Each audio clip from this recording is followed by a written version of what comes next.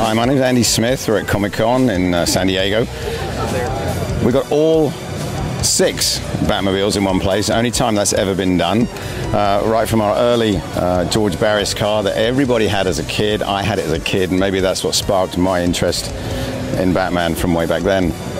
My first real involvement was with this, the '89 car built for the Michael Keaton movie. Slightly different from my recent involvement. It was a classic film vehicle. It's a plastic fiberglass body put over the top of an old car, Chevy Impala, and an Oldsmobile Cutlass we used. We built 2 cars for not a lot of money.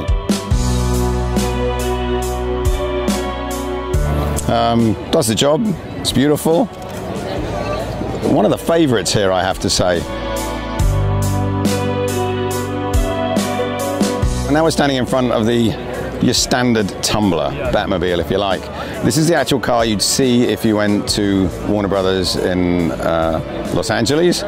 It's a car we built for publicity. It's a little bit prettier than the others, but it's actually been in every film. Every time we shoot, we borrow it back and we tell them we're going to look after it and never do anything with it, and we thrash the hell out of it.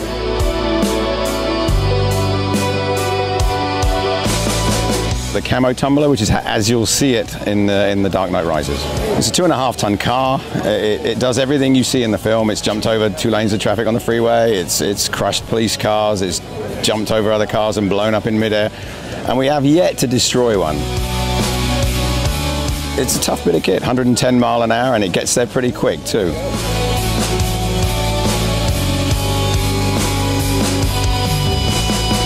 So this is the Tumbler as you'll see it, or one of them as you'll see them in The Dark Knight Rises. It was a standard Batmobile, all the cars were the same, and now it's been modified. It has a rocket launcher fitted in this one.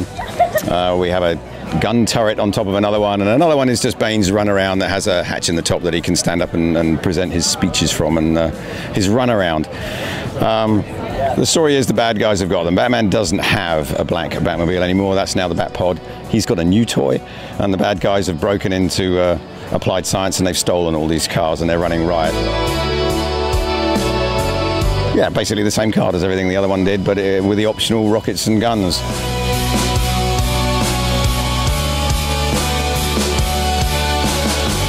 The process of building a car like this was quite unusual. We weren't given any drawings or pictures of it. All we had was a little plastic kit that Chris Nolan and Nathan Crowley made in 3 months in the garage in Los Angeles. So that's all we had to start with. We had to scale it to make it a realistic size, and then we headed off.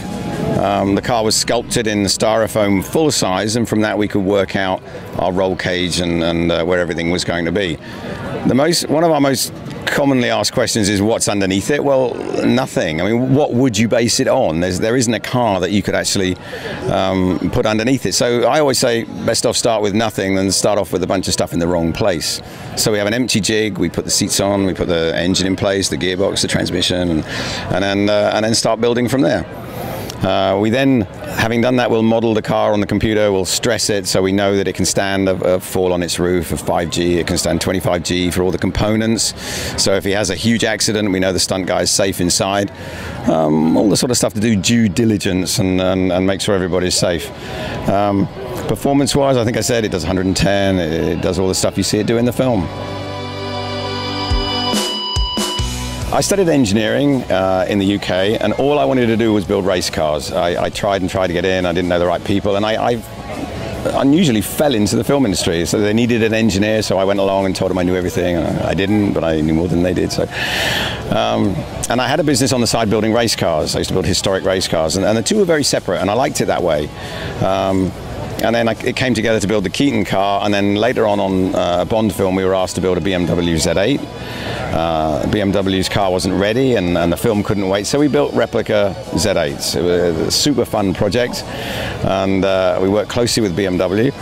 And then having done that, we were asked to produce 4-wheel drive Astons and Jags for another Bond film to take out to Iceland to run on the ice. And it's been a lot of fun. You know, you're working with a whole crowd of guys that love cars and love engineering and special effects, and we get to spend other people's money doing what we enjoy. So yeah, it's and I get to build Batman's car, and that's something pretty special. It's not every day that you get.